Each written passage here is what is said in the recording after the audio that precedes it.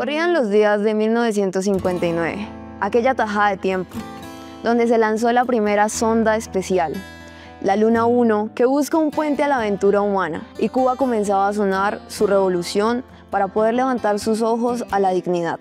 Nace bajo el signo Cáncer, al que él mismo denomina el más cursi de los signos. Allí, a la incertidumbre como el gran motor de la vida, arriba la sucursal del cielo, al contagioso ritmo que llamamos salsa, que hace bailar las tristezas, la ciudad del manjar blanco, del pan de bono con avena, del cholado, donde las mujeres son como las flores, aquella ciudad de la que brota interminable el arte y la rebeldía.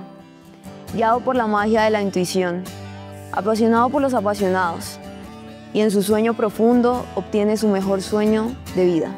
El rojo es su color, el que elige el corazón antes que la mente, siempre navegando sobre las alas de vértigo de Hitchcock y encontrando en el mismo viaje múltiples paisajes. A cada paso de cada uno de sus peldaños se forma un carácter de disciplina, de lectura, de teatro, de búsqueda. Se forma como la rigidez de un castillo medieval de roca, solitario en el gran bosque del arte, pero con sus puertas siempre abiertas, sin goznes ni candados. Al frente, un castillo con el escudo de armas, en el cual está escrito: la amistad es el más exquisito de los manjares, y adornado con una roja trompeta de ángel, sobre una claqueta y una gran pluma de Cervantes. Y desde sus balcones, pasillos y ventanales se escucha la música de los Rolling Stones, con un I Can't Get No Satisfaction. No como una claudicación, sino como una búsqueda.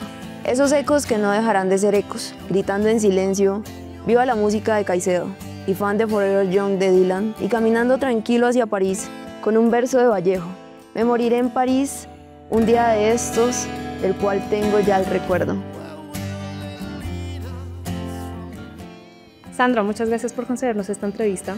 Dada su experiencia profesional y trayecto de vida, nos gustaría aprender más de usted. Cali, su tierra natal, un lugar conocido por su riqueza cultural, especialmente con su vibrante escena de teatro, cine y danza. Crecer allí rodeado de tanto arte debió ser algo especial. ¿Cómo fue vivir esa experiencia y crecer en una ciudad tan llena de cultura y arte? Pues yo todavía no entiendo muy bien qué fue lo que pasó en Cali, pero yo nací en 1959 y coincidencialmente a lo largo de la década del 60, cuando yo era muy niño, había una suerte de boom cultural que se gestó por varias razones. Ahora, yo lo viví desde mi primera infancia porque mis papás eran profesores de arte. Ambos trabajaban en Bellas Artes, en la Escuela de Bellas Artes, en el programa de artes plásticas. Mi papá era profesor, después fue director de artes plásticas, después fue director de Bellas Artes, pero en esa época era un simple profesor, y mi mamá era profesora de danza, de ballet clásico. Entonces, pues ese era el lugar donde ellos vivían la mayor parte del tiempo, y cuando fui creciendo, pero a los 7 años empecé a estudiar en el Colegio Bermans, que quedaba a 2 cuadras de mi casa. Nosotros empezamos a vivir en el barrio Centenario más o menos cuando yo tenía esa edad. Y entonces mi casa, el Bermans y Bellas Artes quedaban en la misma avenida Segunda Norte del barrio Centenario. Entonces yo no salía de ahí, ese era mi triángulo. Y Bellas Artes se convirtió en el epicentro de un evento muy importante que fue el Festival de Arte que organizó Fanny Mickey. Fanny Mickey llegó, antes que llegara a Bogotá, llegó a Cali, y ella fue actriz y profesora en la escuela de teatro que dirigía en esa época Enrique Buenaventura. Y Fanny se fue convirtiendo en una especie de gestora cultural muy importante, y gracias a ella hubo un festival de arte que duró buena parte de la década del 60. Entonces en esos momentos pues uno podía ver exposiciones, conciertos, teatro, cine, bueno, actividades culturales de todo tipo, y yo iba porque me gustaba, mis papás me llevaban, y pues había niños a los que no les gustaba. A mí, no sé por qué, me gustaba, me interesaba, y comencé a estudiar música desde muy chiquito, a estudiar pintura desde muy chiquito, y posteriormente a los 9 años empecé a estudiar teatro. Entonces ese era mi entorno, ese fue mi hábitat natural y creo yo, pues ya viéndolo con la perspectiva del tiempo, pues que evidentemente eso lo marca uno para bien o para mal. Claro. Como usted lo menciona, sus padres estaban profundamente vinculados al arte, desarrollaron su vida en un entorno culturalmente rico como Cali. Pero nos gustaría saber también qué sabe de los lugares de origen de su familia. Pues mi familia, estoy escribiendo un libro sobre eso además. En este momento estamos en el 2025, hay que aclarar las cosas porque los tiempos pasan y después cambian las situaciones. Pero en este momento estoy escribiendo un libro sobre mi familia, mis familias, porque la familia de mi papá era de Buga y la familia de mi mamá era de origen chocuano, aunque mi mamá nació en Cali. Mi papá nació en Buga, mi mamá nació en Cali y mi papá conoció a mi mamá en Cali, cuando ellos eran profesores de secundaria, de actividades artísticas, pero de secundaria. Los dos eran de clase media tirando para abajo y tenían como una especie de pasión por el mundo del arte muy profundo. La familia de mi papá era una familia muy grande en Buga, eran 16 hermanos y había de todo, había desde cura hasta abogado, monaguillo, filósofos y había artistas, y los artistas, había médicos y uno de los artistas principales de la familia Romero Lozano fue Bernardo Romero Lozano, que posteriormente se convertiría en un personaje muy importante tanto para la radio como para el teatro y la televisión y el cine en Bogotá. Bernardo era de los hermanos mayores y mi papá era de los hermanos menores, pero mi papá admiraba mucho a Bernardo y venía a Bogotá con mucha frecuencia y yo recuerdo muy niño de haber venido y nos quedábamos en la casa, en el apartamento de Bernardo y para mí él era como un personaje así un poco la estrella de la familia, ¿no? Sobre eso escribí una novela hace ya algún tiempo, se publicó hace ya algún tiempo, que se llama ¿Qué pasó con Sequizano?, donde Bernardo es un personaje secundario, pero determinante dentro de la historia. Eso por el lado paterno. Y por el lado materno no había artistas. El hecho de que a mi mamá le gustara el ballet es una cosa muy curiosa. Y yo le hice a ella una entrevista así como la que tú me estás haciendo. Un día decidí entrevistar a mi mamá y ella me contó muchas historias de su infancia en la que un pariente más o menos lejano la invitaba a los conciertos de música clásica en Cali y al ballet y ella empezó a entusiasmarse y estudió ballet y fue bailarina y bailó en el Teatro Municipal y luego fue profesora y luego fue coreógrafa. Se entusiasmó muchísimo y para ella el ballet daba una hora que ya es una mujer muy mayor, sigue siendo una entusiasta del ballet y sigue en la medida de lo posible viendo espectáculos de ballet, sobre todo en video, pero es una persona que el arte, y creo que para mi papá de alguna manera también, era una suerte de religión, ¿no? Era la religión del arte como se entendía en determinada época, y yo creo que pues yo heredé eso, no con la pasión física por el ballet o por las artes plásticas, sino que me entusiasmé más por el teatro. De eso podríamos hablar más adelante, pero yo creo que todas esas actividades están conectadas. Y mi pasión por el teatro fue porque descubrí el teatro en Bellas Artes y fue un poco por casualidad y al mismo tiempo por destino. Okay. Con una madre que enseñaba danza y un padre dedicado al teatro, ¿qué enseñanzas o valores le dejaron sus padres que aún lo acompañan en su vida y carrera? Sí, bueno, mi padre se dedicaba a las artes plásticas. Yo creo que el hecho de que ellos me inculcaran desde muy niño la pasión por la literatura en la casa, la música clásica está en mi casa desde que yo nací. Está sonando la música clásica. Mi papá le dijo a mi mamá que si nacía hombre, él ponía la Quinta Sinfonía de Beethoven, y si nacía mujer, el Lago de los Cisnes de Tchaikovsky. Entonces ya había una especie de rituales románticos desde mi nacimiento. Entonces esto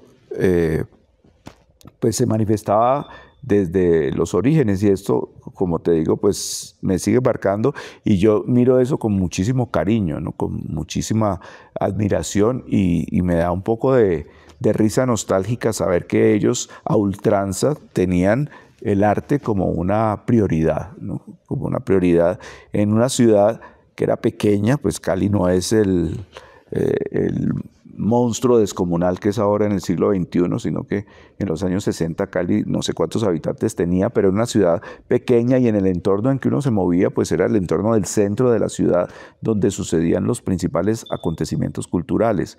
Entonces creo que había una especie de gueto cultural cuyo epicentro, uno de sus epicentros, era Bellas Artes, y me parece que quizás el principal. También existe el Museo La Tertulia, que fue creciendo paulatinamente en otro momento, pero el hecho de estar en Bellas Artes era, uno tenía la posibilidad de estar con bailarines, de estar con músicos de música clásica, de estar con pintores, de estar con, bueno, artistas del teatro, actores, directores. Entonces esto era como mi paisaje, ¿no? Y entonces ahí me moví, y era también como una familia extendida, ¿no? Porque yo recuerdo en mi casa había fiestas, y los que iban eran artistas, ¿no? Y era la generación de artistas como Hernando Tejada, Edgar Negret, que fueron compañeros de estudios de mi papá, Giovanni Brinatti, el coreógrafo, que era compañero de actividades dancísticas con mi madre. Entonces todo ese entorno termina marcándolo a uno, incluso hasta hoy, porque eso es un signo que yo creo que el destino de la infancia lo va a uno marcando para siempre. Okay. Y con ambos padres artistas, ¿cómo era la dinámica familiar? Quería decir que ellos no estaban en la casa sino al final del día, ¿ya? Y entonces uno tenía un ejército de tías que nos cuidaban. Yo tengo una hermana que se llama Tatiana, un año menor que yo. Y era, sobre todo por el lado de la familia de mi mamá, había una inmensa cercanía. La familia de mi mamá, sus hermanas, todas fueron profesoras, estudiaron como normalistas. Y ellas, una parte de ellas no se casaron. Entonces nosotros éramos como sus muñequitos de jugar, ¿no? Entonces nos cuidaba muchísimo, y también había una empleada en la casa que ayudaba pues en las labores domésticas. Pero mis papás, yo siempre estuve, pues sabía que ambos trabajaban, y trabajaban muchísimo, ¿no?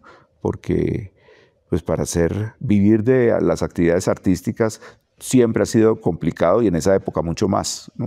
Entonces, fundamentalmente ellos se dedicaban a la docencia, pero mi papá también pintaba y hacía sus exposiciones eventualmente, y mi mamá nunca fue coreógrafa oficial de Bellas Artes, sino después, pero era la asistente de dirección de Giovanni Brinatti, que fue el coreógrafo emblemático en la década del 60 en Cali. Entonces, pues ella estaba ahí todo el tiempo. Mi mamá siempre fue una gestora natural, ¿no? Creo que las actividades de gestión en la cultura en Colombia, no solamente en Cali, ha estado, y creo que seguirá estando, regida por mujeres. Creo que es una, digamos, coincidencia que no vamos a analizar ahora por qué, pero en Cali era muy importante. Y mi mamá, después de que dejó de hacer ballet, ella trabajó en la Secretaría de Educación, fue directora del Teatro Municipal, luego se vino a Bogotá y fue directora del Jorge Eliezer Gaitán, luego fue directora del Colón, y allí se jubiló. Es decir, toda su vida, la mitad de su vida se la dedicó a la gestión cultural. Entonces, todo esto pues te lo estoy contando porque te da la medida un poco de cómo el entorno estaba pues alimentándome para unas actividades que de todas maneras uno termina revelándose a ellas en la medida en que uno empieza a buscar su propia identidad, y mi identidad la encontré en primera instancia con el teatro. Ok. Anteriormente usted mencionaba que no toda su familia pues se dedicó al arte. ¿Hubo algún enfoque o una visión de algún familiar de vida completamente diferente al suyo que haya influido en su manera de ver el mundo? Sí, yo creo que todos de alguna manera influyeron, ¿no? Tengo un tío, el hermano menor de mi mamá, que estudió Derecho y era un hombre de convicciones de izquierda muy fuertes, de una familia donde la política no era muy importante. Pero él tenía ideas de izquierda y con él empecé a hablar de política y de filosofía y de literatura, porque también le gustaba mucho la literatura. Una hermana de mi mamá también estudió literatura y la biblioteca de ella en mi infancia y mi primera adolescencia me la devoré. Creo que era la época, o fue la época en la que yo más leí. Y por el lado de mi papá, indirectamente, la influencia de Bernardo, pues yo no la sentí tanto porque pues Bernardo se murió en el año 71, cuando yo tenía 12 años. Y él vivía en Bogotá. Y escasamente lo vi cuando fue a Cali por una u otra circunstancia y cuando nosotros veníamos a Bogotá y nos quedábamos en la casa de él. Pero pues yo era un niño. Sin embargo, la influencia de la televisión y la radio era muy fuerte. Y el hecho de que Bernardo fuera una figura de la televisión, pues era una especie de gran patriarca, ¿no? Había otros hermanos de mi papá que también influyeron. El hermano menor de mi papá era médico, pero tocaba el tiple y hacía unas reuniones familiares donde nos reuníamos toda la familia Romero Lozano en diciembre, y ahí todo el mundo cantaba y todo el mundo sabía hacer algo, ¿no? Entonces esas cosas también te marcan desde distintos flancos, ¿no? Porque en esas familias tan grandes pues hay intereses muy diversos. Yo ya le perdí la pista a mi familia de las generaciones distintas, porque de esos 16 hermanos después salieron como 40 primos que ya casi que ni los identifico a todos, y después ha habido también otra generación que se multiplica. Entonces ya es muy difícil de seguirle la pista, pero el paraíso de la infancia, que es donde uno queda más marcado, pues sí hubo distintas influencias, no solamente de los que se dedicaban al arte, sino de las sensibilidades y de la manera de asumir la unidad familiar, aunque yo no he sido una persona muy afectuosa en términos familiares, sí guardo un profundo cariño por todos los que me han rodeado. Ok. Respecto a su vida de colegio, ¿cómo fue la relación con sus compañeros? Yo estudié toda mi vida en el Colegio Bermans. Gané medalla de antigüedad, la medida de mi fidelidad, pero fue una fidelidad distante, fue una fidelidad crítica, porque en el Colegio Bermans uno hacía la primaria con monjas y después en el bachillerato con curas jesuitas. Y ese bachillerato era muy cerquita de mi casa. Cuando yo empecé a estudiar el bachillerato, empecé a estudiar teatro. Y el teatro a mí me partió la vida. Entonces el teatro y la literatura. Y entonces desde muy joven comencé a dudar de Dios y del establishment de la iglesia, y todo esto para mí fue como una especie de sacudida filosófica, por llamarlo de alguna forma, pero no era un provocador, ¿no? Yo sé que amigos que tuve después, como Andrés Caicedo, como Luis Ospina, los echaron del Bermans porque eran contestatarios y se enfrentaban. Yo jamás me enfrenté en el colegio con nadie. A mí me respetaban y yo respetaba, y nunca tuve conflictos de ningún tipo. Cumplía con lo que tenía que cumplir. No fui un mal alumno, pero tampoco era un alumno sobresaliente muy chiquito, pero después yo sabía que las cosas del colegio no me interesaban. Creo que desde muy joven ya tenía mi destino más o menos pensado, o por lo menos decía, por aquí es donde yo quiero seguir mi camino. Y a los 12 años yo empecé a dirigir teatro. Monté una obra de Fernando Arrabal que se llamaba Picnic en el campo de batalla. Y a partir de ahí seguía estudiando teatro, al mismo tiempo escribiendo teatro y dirigía teatro. A los 14 años ya estaba dirigiendo teatro. Tenía 3 grupos de teatro por fuera de mis estudios en la escuela, o sea que se me fue volviendo como una obsesión. Y curiosamente esta cosa que uno cree del machismo y el bullying del colegio, yo no lo viví. Había una especie de respeto mutuo, aunque en el colegio nadie se dedicaba al arte, nadie, no había actividades artísticas en mi colegio salvo un coro, y no recuerdo nada. Era un colegio sobre todo deportivo, donde se estimulaba el deporte. Yo no hacía deporte, incluso pedí un permiso para no tener que hacer las actividades deportivas por las tardes para poder ir a mis clases de teatro y a mis ensayos. Y lo aceptaron y lo respetaron. Nunca me obligaron a ser deportista, no.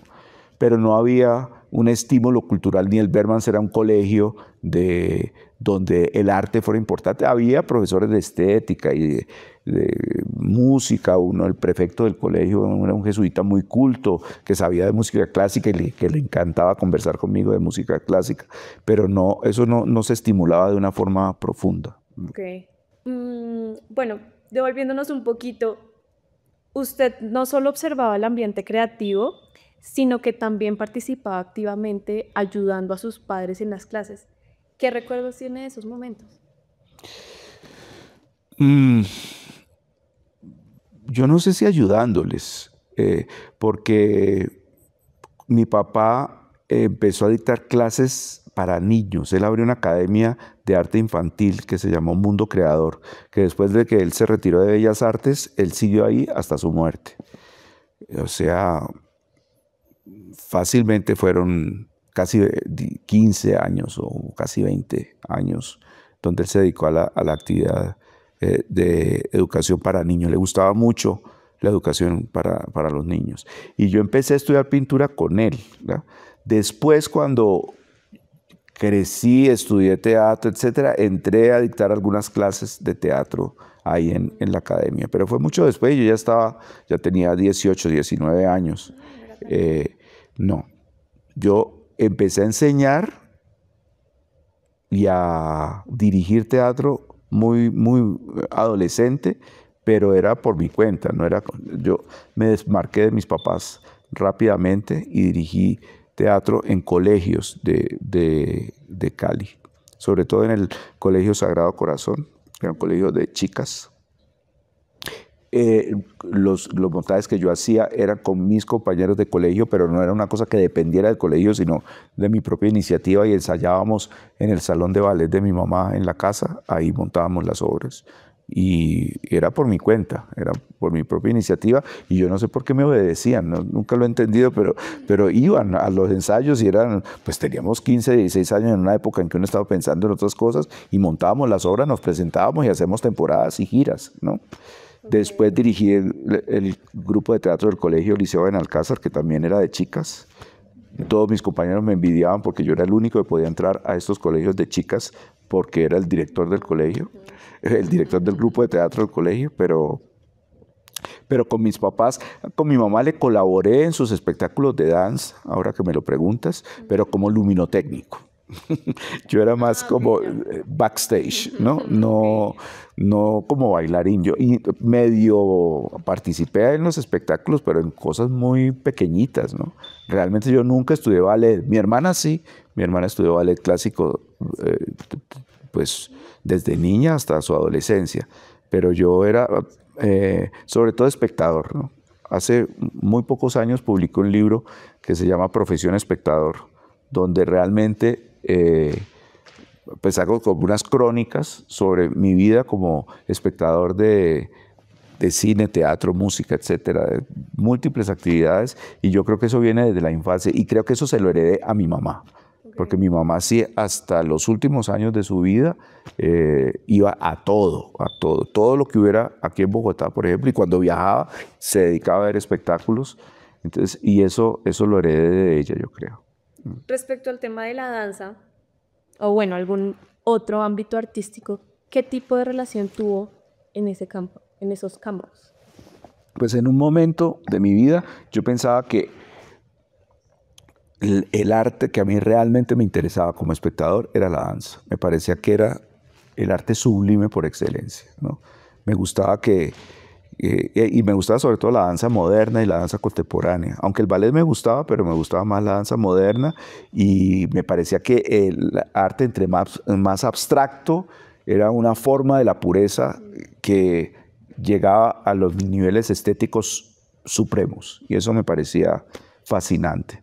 Y fui muy buen espectador de ballet y de danza, y acompañaba a mi mamá, y después lo veía ya solo, ¿no? Y cuando viajaba me iba a espectáculos y sigo haciéndolo, ¿no? En la medida de lo posible. Me encanta ver espectáculos de danza, pero nunca fui bailarín activo, ni siquiera como bailarín de salsa, que es casi que una obligación de todo buen caleño saber bailar salsa. Bailo salsa y además me obligaron las bailarinas de mi mamá, me acuerdo en la adolescencia, me obligaban a aprender a bailar y me tocó aprender a regañadientes porque pues mis relaciones con el cuerpo eran muy distintas a las de los bailarines, pero aprendí.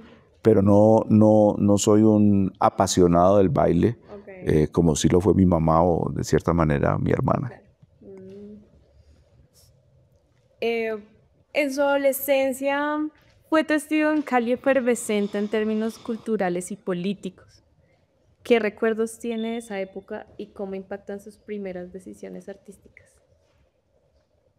Sí, yo creo que yo pertenezco a una generación en la cual el arte y en particular el teatro estaba muy politizado. Todavía, pero en esa época mucho más. Y creo que eso corresponde a la década del 70. Cuando el TEC, que era el Teatro Experimental de Cali, que dirigía Enrique Buenaventura, salió de Bellas Artes porque los expulsaron por razones que en este momento no vienen al caso porque son de cierta manera polémicas. Enrique Buenaventura se fue con su combo de actores. Hubo como una especie de cisma en el teatro que se hacía en Bellas Artes porque el TEC, que antes se llamaba el Teatro Escuela de Cali, se separó y se volvió el Teatro Experimental de Cali, que es el que todavía existe, por lo menos la sede en Cali en estos días, en estos momentos. Pero Bellas Artes se quedó el hermano de Enrique, que se llamaba Alejandro Buenaventura, que era fue el director de la escuela, y él fundó un departamento de teatro infantil que lo dirigía una señora actriz entrañable que fue la culpable de que yo me entusiasmara por el teatro. Ella se llamaba Ana Ruth Velasco, la llamaban Ruquita. Ruquita, ella era una adoradora de los niños y entonces esto se lo tomaba muy en serio. El departamento de teatro infantil, realmente uno hacía teatro a fondo, así como a los estudiantes de ballet que empiezan desde los 5 años. Bueno, yo no empecé a los 5, pero sí empecé a los 9 y esto recibía uno clases de voz, de técnica corporal, de historia del teatro, de todo, ¿no? Y uno lo recibía con muchísimo entusiasmo y fuera de eso, fuera de las clases se montaban obras. Entonces eso pues para mí me formó. Yo era como un profesional desde muy chiquito y además veníamos a Bogotá, por ejemplo, y venir a Bogotá era como ir a Nueva York, ¿no? Entonces en las vacaciones uno hacía temporadas en Bogotá, en la televisión, en el Gaitán, aquí en la Candelaria, en distintos teatros. Y eso para mí pues me marcó muchísimo, pero ese fue la razón por la cual yo me quedé ahí y tomé tanto entusiasmo por el teatro, porque yo era muy tímido, muy tímido, pero descubrí que con el teatro no era tímido. Y en esa época uno estudiaba teatro para ser actor, y yo actué casi que hasta los 17, 18 años, que ya después como que la vida me especializó en la dramaturgia y en la dirección, pero toda mi adolescencia me consagré a la actuación. Okay. ¿A qué edad montó su primera obra? ¿Y qué lo motivó a dar ese paso tan joven? ¿Cómo vivió ese momento? A los 12 años monté Picnic en el campo de batalla y había un profesor de estética en el colegio que vio que a mí me interesaba el teatro y él me pasó ese libreto. Y yo me entusiasmé con esa obra y yo no sabía quién era Fernando Arrabal, ni qué era Picnic en el campo de batalla, ni sabía qué era el teatro del absurdo, ni el teatro pánico, ni nada de estas cosas, sino que por intuición la monté y para mi sorpresa hubo un festival estudiantil de teatro y nos ganamos todos los premios con ese festival, con ese montaje. Entonces, pues eso me estimuló y me llamó también a escribir mis propias obras. Entonces, después comencé a montar textos que yo había escrito y eran unos textos un poco existencialoides, ¿no? Como haciéndome las grandes preguntas que uno se hace a los 18, yo no las empecé a hacer a los 12 y a los 14. Entonces mis obras me preocupaba por eso, pero creo que no te contesté lo de la relación del ambiente político del entorno cuando estudiaba, porque pues estas obras que yo veía eran obras muy politizadas, eran obras muy relacionadas con la izquierda, y el teatro estaba dividido entre las distintas tendencias que la izquierda tenía, pero todos eran de izquierda. Los de la línea soviética y los de la línea maoísta y los de la línea trotskista y los cubanos y los EPLs y los de la helenos. El M19 no existía, eso existió después. Pero sí el teatro estaba ahí muy cargado de esa fuerza política. Quizá esa es una de las razones por las cuales muchísimos años después escribí el libro de ¿Qué pasó con Sequizano? Como para tratar de responderme por qué razón el teatro y la política tenían esa relación tan estrecha. Ok, bueno, ese tema lo vamos a tocar en un momento, pero antes de eso, en los 70 Cali estaba en auge cultural, los cineclubes, el teatro, la música, eran parte de la cotidianidad de la ciudad. ¿Cómo era para usted moverse en esos espacios? ¿Reflejaba una ventaja generacional o social específica de ese momento? Pues yo era un apasionado por Cali. Para mí Cali era el centro del mundo. Y todo lo que sucedía en Cali era importantísimo. Y después de toda esta prehistoria teatral, cuando descubrí el cine, gracias al Cineclub de Cali de Andrés Caicedo. Bueno, antes del Cineclub de Andrés había otro cineclub en Cali que se llamaba el Cineclub Nueva Generación, que hoy está olvidado, pero que de alguna manera tuvo pues, una influencia en los que estudiábamos teatro porque nos quedaba más cerca además. El Teatro Calima, que era donde se proyectaban las películas de Nueva Generación los sábados al mediodía, uno iba a ese cineclub, pero después descubrimos que había otro cineclub que quedaba. Eso me hizo que me entusiasmara muchísimo por el cine, y era el momento en el cual también en Cali se estaba gestando un movimiento cinéfilo muy potente, del cual empecé a formar parte más adelante. Pero entonces, todo ese entorno cultural hacía que yo sentía que Cali era el centro del mundo porque ahí pasaba de todo, ¿no? Uno veía cine de todas partes. Piensa que era una época en la cual no existía el video casero, no existía la posibilidad, ni soñemos con el internet, ni siquiera había el Betamax, ¿no? Si uno quería ver cine, tenía que verlo en las salas de cine, en 35 milímetros, y conseguir las películas era muy complicado. Y creo que esa fue una de las razones por las cuales Andrés organizó el Cineclub de Cali, para poder ver cine, no solamente el que daban los circuitos comerciales, sino también el que él podía buscar en las distribuidoras. Y dentro de ese ambiente, pues fui entusiasmándome, y a Cali llegaban muchas cosas que poco a poco ahora, por lo poco que veo, han ido desapareciendo. Además, Cali se ha atomizado porque se ha vuelto muy grande. Entonces, el mundo cultural existe, por ejemplo, en la Universidad del Valle, que es en el sur. En el centro está La Tertulia y está Bellas Artes. Bueno, no sé. La cosa es un poco más complicada, y yo trataba de seguirle la pista a la ciudad, porque Cali en estos momentos no pertenece tanto a mi corazón, sino a mis recuerdos. Y me costaba trabajo. Yo iba al Festival de Cine de Cali, que dirigió Luis Ospina hasta su muerte en el 2019, y me costaba trabajo reubicarme en Cali. Me parecía que era ya una ciudad muy distinta a la Cali en la que yo crecí. Bueno, sabemos que usted también hizo parte de una banda de rock que tuvo con sus primos. ¿Cómo era ser parte de una banda de rock en aquella época? Sí, claro que eso fue más adelante, ¿no? Yo diría que tuve una vida teatral hasta el año 78 más o menos. Hasta el año, sí, 78, pero creo que hubo un acontecimiento muy importante en mi vida, que fue el suicidio de Andrés Caicedo en el 77. Y creo que a mí eso me pateó muy fuerte, ¿no? Porque era la primera vez que yo tenía un enfrentamiento con la muerte de una manera tan violenta, ¿no? De saber que una persona que uno había conocido y que de alguna manera, aunque yo no era muy amigo de él, pero pues iba al cineclub y conversábamos, etcétera, el hecho de tener la evidencia de la muerte de una persona tan joven, a mí me marcó de una manera muy fuerte, y todavía sigo teniendo esa herencia porque seguí trabajando sin querer en la difusión de la obra de Andrés Caicedo, que eso ha sido toda una película aparte en mi vida.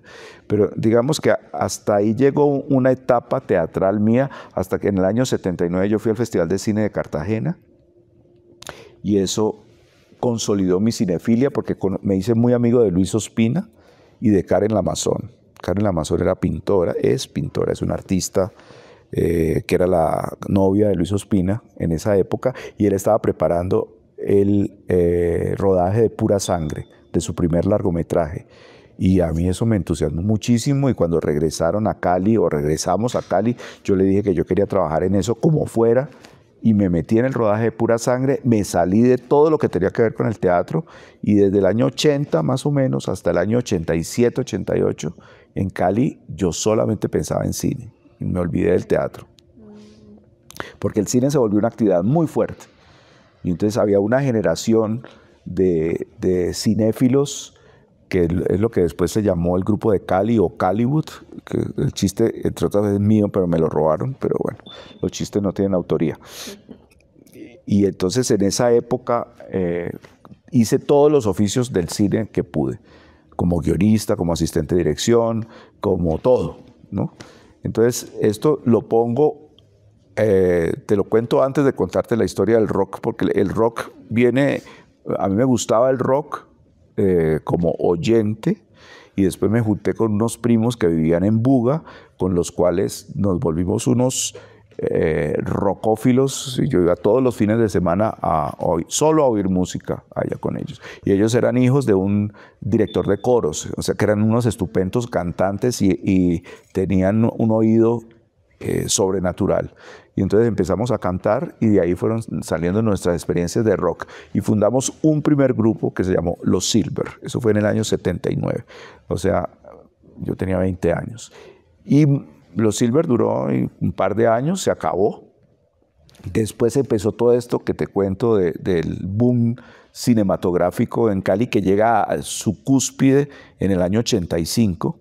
Y en el año 85 hicimos un grupo que se llamó Band-Aids, donde estuvo Karen Lamazón, la compañera de Luis Ospina, mis primos y un baterista de la ciudad muy importante en el mundo del jazz y del rock que se llamaba Larry Joseph. Y ese grupo duró, yo no recuerdo, pero yo creo que un par de años, y esa era la banda de las rumbas del grupo de Cali, donde había fiesta, íbamos y tocábamos. Entonces, pues esta era como una especie de vacaciones del alma que uno tenía con el grupo de rock, pero yo nunca he sido ningún músico profesional, ni mucho menos. Esto era un divertimento que se nos fue creciendo, y que creo fue estimulado un poco por Karen, porque Karen era la que mandaba, ¿no? Era la que nos movía, y musicalmente era uno de mis primos que desgraciadamente murió en Londres hace unos 3 años. Y fue muy, muy duro para mí, pero él era una persona que vivía en función de la música.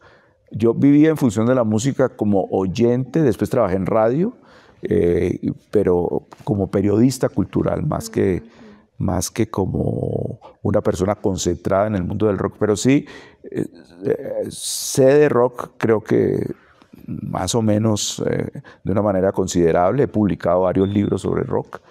El problema que yo tengo con explicar mi vida es que me he dedicado a muchas cosas, y yo he publicado casi 20 libros, y entre esos 20 libros tengo libros sobre la tragedia griega, y tengo libros sobre rock, y tengo 5 novelas, y tengo libros de cuentos, es decir, el espectro es variadito, libros sobre cine también. Entonces, pues ahí nos enredamos. Por eso, de todas maneras, trato de organizar un poquito el cuento, porque antes del rock, en la práctica, pues existió la melomanía, digamos, el gusto por oír música, que no solamente se limitaba al rock, porque yo antes era solo música clásica. Después descubrí el rock, y mucho después descubrí la salsa y el jazz, pero esos son como etapas diferentes. Y lo del rock es una especie de paréntesis en mi vida como músico y como intérprete que pues desapareció en el año 87, 88, que fue cuando me vine a vivir a Bogotá.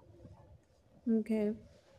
Dentro del contexto anterior, usted mencionó que Andrés Caicedo cumplió un papel muy importante en su vida.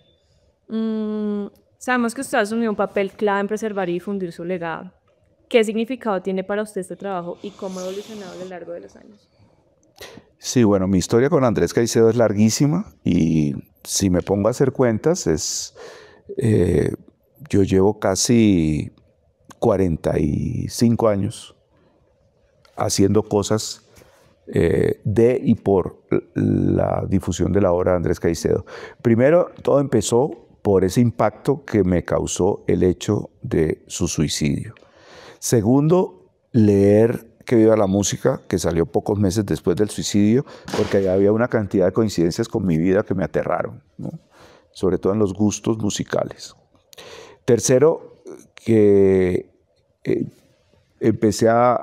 pues yo conocía su revista que se llamaba Ojo al Cine, conocía sus críticas de cine, conocía el Cineclub, pero todo eso como que se fue relacionando con mi vida y luego supe que él había sido director de teatro y dramaturgo también cuando estaba en el colegio, mucho antes que yo. Y atando cabos me di cuenta de que yo había visto uno de esos montajes de Andrés cuando era un niño, pero yo no sabía que eso lo había hecho Andrés. Empecé a atar cabos y con un amigo, Hernando Guerrero, director, el que fue el fundador de Ciudad Solar, que era una casa cultural en Cali, yo le dije que yo quería ver qué era lo que Andrés había dejado, que yo no creía que solamente fuera que viera la música. Y lo hice porque esto fue en el año 80, más o menos, porque nadie lo hizo. Hubo como una especie de conmoción generacional que sus amigos más cercanos, nadie se encargó de buscar y de publicar lo que Andrés había dejado. Entonces yo me fui, yo creo que casi un año, a la casa de los papás de Andrés, donde tenían un cuarto que nadie tocaba, que era el cuarto de Andrés, que estaba con un baúl y una biblioteca, y en ese baúl yo me encontré un tesoro descomunal, que era todo lo que Andrés había dejado escrito y que no estaba tan desorganizado, ¿no? Él dejó las cosas más o menos calculadas. Y empecé a organizar ese material gracias a los papás que fueron muy amables, sobre todo su papá Carlos Alberto Caicedo y su mamá Nelly, que ella fue muy generosa conmigo y era muy linda, pero para ella el tema de Andrés ella no se pudo recuperar, nunca, hasta que se murió. Nunca se pudo recuperar de la muerte de su único hijo hombre, además, porque las otras eran 3 mujeres, y Andrés tenía una relación con ella muy cercana. Entonces, yo organicé ese material hasta cierto momento, que fue cuando Luis Ospina terminó el rodaje de Pura Sangre. Él terminó el rodaje, no, cuando Luis Ospina estrenó Pura Sangre, porque después de que se terminó el rodaje, yo seguí yendo a la casa y llegó un momento en el cual, cuando Luis estaba editando la película aquí en Bogotá y luego en Nueva York, en esa época yo comencé a organizar pues formalmente el material de Andrés y llegó un momento en el que yo dije, esto yo no lo puedo hacer solo, esto tengo que hacerlo con alguien que realmente conociera a Andrés a fondo y que estuviera metido dentro del oficio del cine, porque Andrés se lo conocía sobre todo como el autor de Que viva la música y ya. Y resulta que ahí había una tonelada de cuentos, había otra novela y había una recontratonelada de escritos sobre cine. Nadie en Bogotá ni en Medellín sabía que Andrés sobre todo era un crítico de cine. Sobre todo era un hombre del cine. Ahora, sobre todo era un hombre de las letras, era un escritor. Pero dentro de la escritura, creo que la escritura sobre cine era una cosa muy, muy potente. Entonces con Luis empezamos a hacer esa compilación y en ese momento nadie creía en Andrés Caicedo. Todo el mundo pensaba que era un fenómeno local y que esa novela Que viva la música era una curiosidad. Ni siquiera su familia. La familia empezó a valorarlo después. De repente Rosario Caicedo, su hermana, era la que más creía en Andrés, pero Rosario estaba en Estados Unidos, tenía una familia, tenía una vida pues, que llevar, que sacar adelante muy lejos, Y entonces de eso nos cargamos con Luis y sacamos un libro que se llamó Destinitos Fatales, y de ahí Luis hizo un documental de largometraje que se llamó Andrés Caicedo, unos pocos buenos amigos, en el que yo participé, y después esto se fue creciendo y se fue creciendo, y Andrés se fue volviendo primero una figura nacional, después una figura latinoamericana. Esto te lo estoy simplificando a toda carrera porque es media vida, ¿no? Pero después Andrés lo empezaron a traducir, había que colaborar en las traducciones, se lo ha traducido en 6 idiomas y nunca se había podido publicar la obra completa de Andrés como siempre soñamos con Luis. Primero se murió Luis, desgraciadamente, y yo he seguido ese camino, espero poder terminarlo. Ya hemos sacado 7 tomos porque finalmente en el 2018, 19 se comenzó a publicar con Planeta, Editorial Planeta, la obra completa de Andrés, pero fue muy complicado y no era por ninguna estrategia comercial ni por armar un mito, como es que a veces la gente se inventa las historias de las personas y resulta que las cosas no son así como se pintan.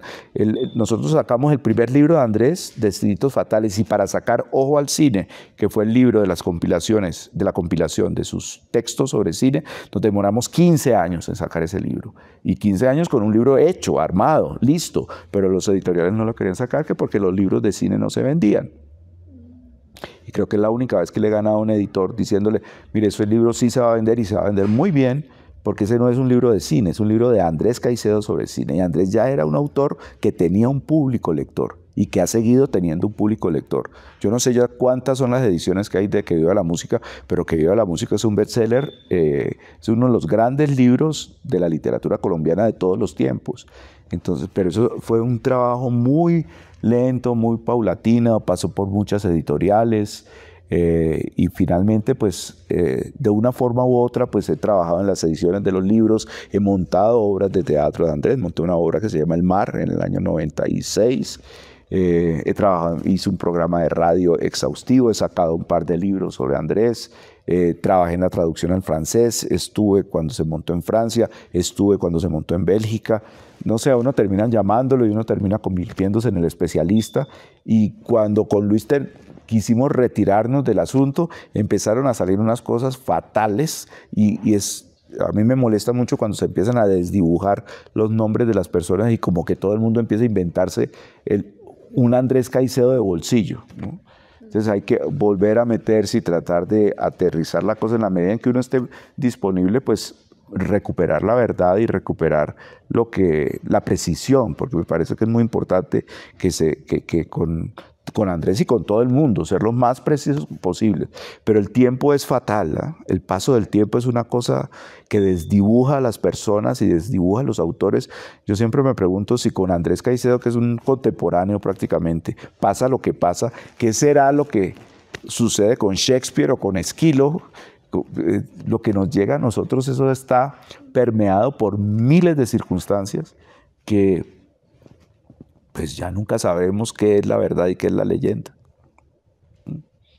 Respecto a, digamos que otras de sus obras o creaciones, su maestría en Francia exploró la adaptación de tragedias griegas al contexto colombiano. ¿Qué desafíos enfrentó al colombianizar estas historias clásicas? Bueno, yo no colombianicé las historias trágicas. Lo que sucedió fue lo siguiente. Hasta el año 88 yo viví en Cali, hice cine, pero se acabó el cine en Cali porque se acabó la producción de largometrajes. El cine colombiano siempre ha estado en oleadas. Ahora ya hay una cosa mucho más sólida, pero esto que estamos haciendo ahora aquí era impensable en los años 80. El cine se hacía en cine, el video era una cosa excepcional. Ahora el cine ya no existe, sino que todo se digitalizó, ¿no? Para bien y para mal, pero eso es otra reflexión. Entonces yo me vine a vivir a Bogotá en el 89, volví al teatro y entré como profesor aquí en Bogotá en la Escuela Nacional de Arte Dramático, por razones que no vienen al caso. Y después, en el año 90, quemé mis naves y me fui para Francia. Y en Francia viví 3 años, hice una maestría y quería unir el teatro con el cine, hacer una tesis que tuviera que ver que estuviera relacionada al teatro con el cine, y escogí la tragedia griega porque me parecía que era lo más lejano al cine que existía.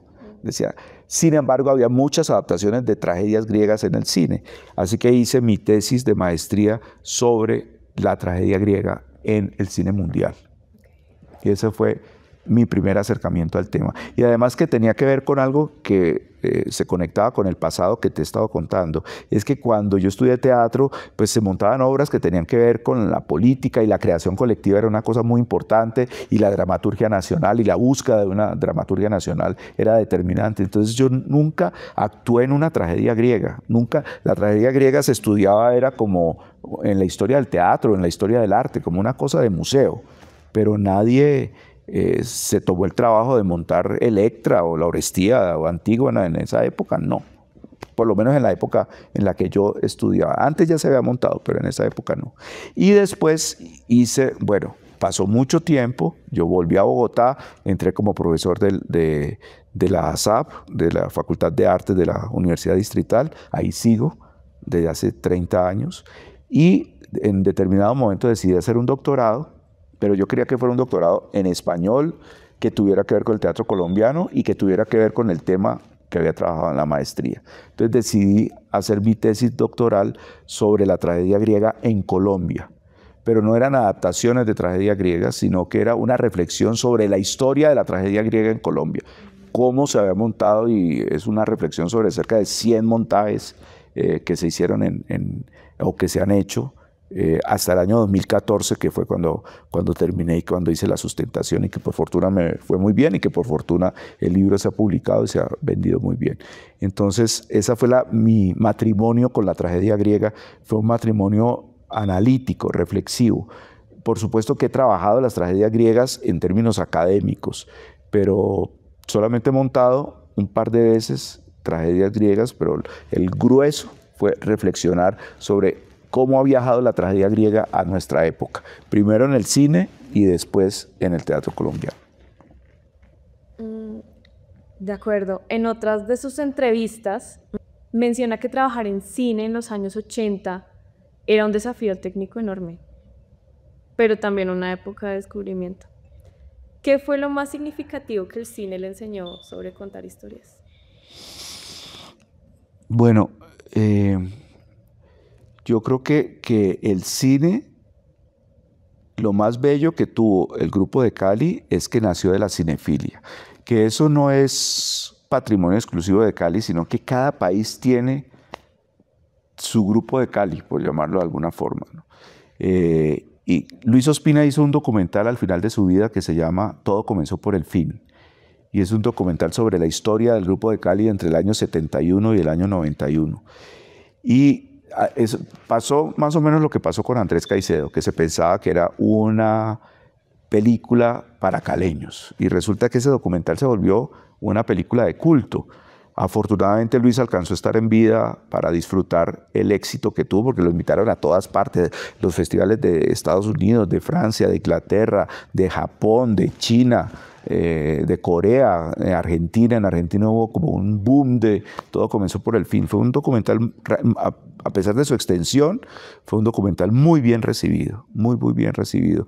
Y entonces ahí se cuenta la historia de ese entusiasmo, que fue un entusiasmo que nació por la pasión de ver cine y de decir, bueno, pero si eso que vemos, ¿por qué no lo hacemos?, ¿no? Era un poco la consigna. Y poco a poco pues, se empezaron a hacer películas, primero documentales, después cortometrajes, y yo entré en el momento de la transición entre el documental, el cortometraje y el largometraje. Porque digamos que Luis Ospina y Carlos Mayol lo hicieron Agarrando Pueblo, que es una película fundacional del cine colombiano, y después de eso pues vinieron Pura Sangre, Carne de tu carne, La mansión de Araucaima, y en todas esas películas trabajé, ¿no?